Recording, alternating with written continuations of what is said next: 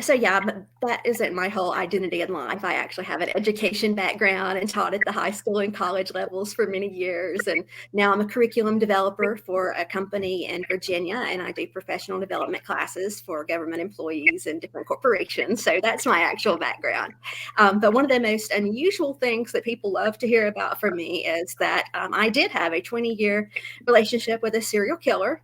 It started when I was 8 years old, which is, as far as I know, I'm the only person who interacted with a serial killer as a child. Oh And no. and that's why I'm as weird as I am today. It is at least part of it.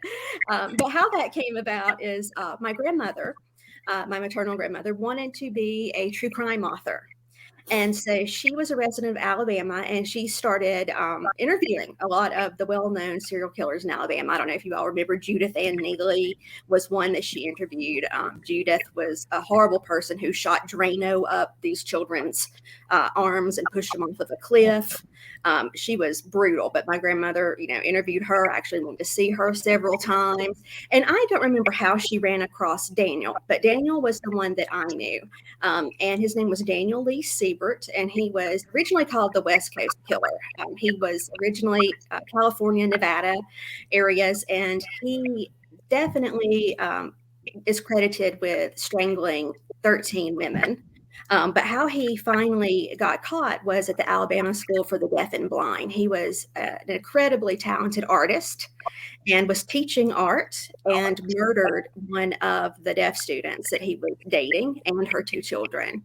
So that's how he ended up in Alabama. And so my grandmother was fascinated with his case, and she began writing him and actually went to see him several times, spending a lot of time with him. They would call. And so she was just curious how Daniel would interact with a little girl.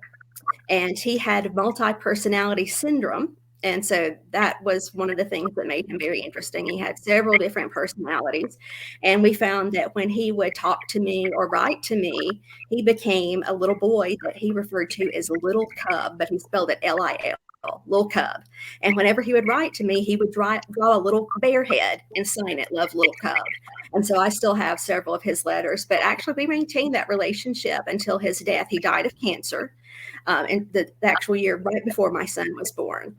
But he was my dear Abby all through my growing up years, my teenage years, and we would ride and call, and he was wonderful to me. So the Daniel that I knew was nothing like the Daniel that the public knew. And so I That hope is to one day wild. write a book, about that perspective. And I would like to write it so that people can see the Daniel that I knew, little cub, in comparison to the Daniel my grandmother knew, who was the actual serial killer side, and how different the interactions were. But yeah, it's a fascinating story, and I joke about how it made me weird, but a lot of my personality, and especially my open-mindedness and acceptance of people, absolutely comes from That's that relationship with Daniel. Absolutely.